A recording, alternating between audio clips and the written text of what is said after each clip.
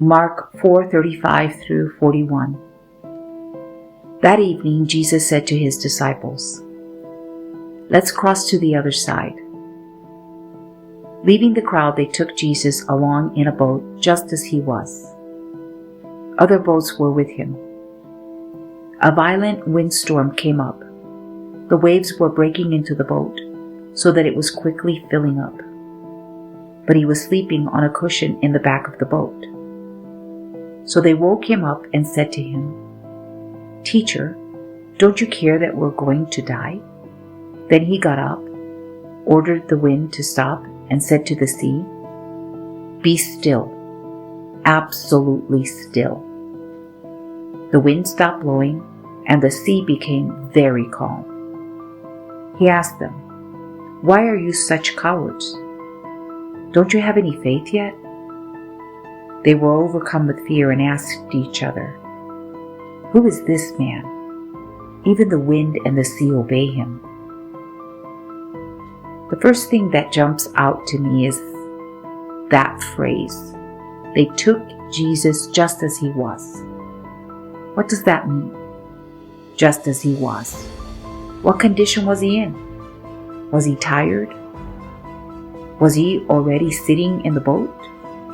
Why does Mark include this detail? And then, something I never noticed before, there were other boats with them. I've always thought of this story as Jesus and the 12 in a single boat, battling the storm alone. But there were other boats, other people there. Were they other disciples? Followers? They were experiencing the storm too. They were caught in it just like the 12. But the focus is on the boat, where Jesus was. And perhaps the thing that God wants us to understand from this is, how many times are others caught in the same storm as us, but our focus is only on our own situation? Then there's the way this translation phrases his rebuke to the storm. "Be still, absolutely still." And the sea became very calm. That extra emphasis, absolutely still, very calm. I don't remember it being worded like that in other translation. Is this unique to Mark, or is it just this particular translation? And then comes the part that really makes me pause. Jesus calling them cowards. That's a strong word. He doesn't just say, "Why are you afraid?" He calls them cowards. That word carries weight. It's not just about feeling fear. It's about giving in to fear, being controlled by it. And what's sobering is that in Revelation 21 verse 8, cowards are listed among those who will have their part in the lake of fire. That's serious. So what does that mean for me? For us? When we face storms in life, when everything is crashing around us, when it feels like God is asleep, unresponsive, silent, do we panic like the disciples did? Do we cry out, "Don't you care, God?"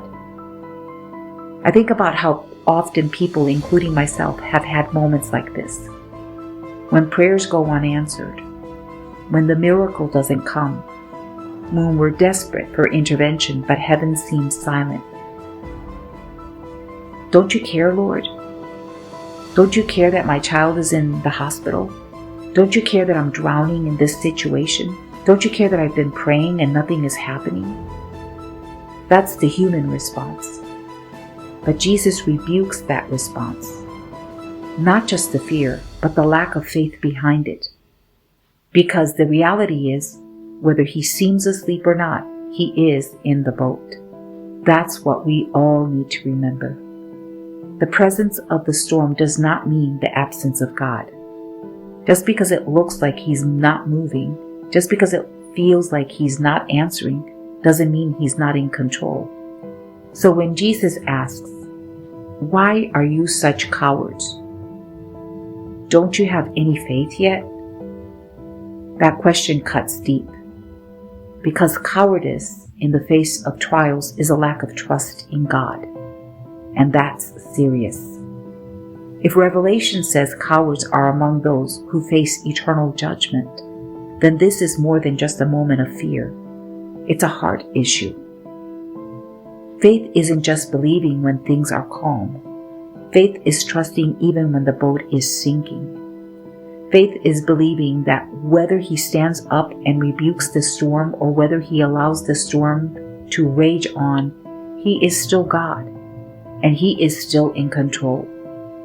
And that's what I need to hold on to, whether the answer comes quickly or not at all, whether I understand or not, whether he moves in the way I expect or stays silent.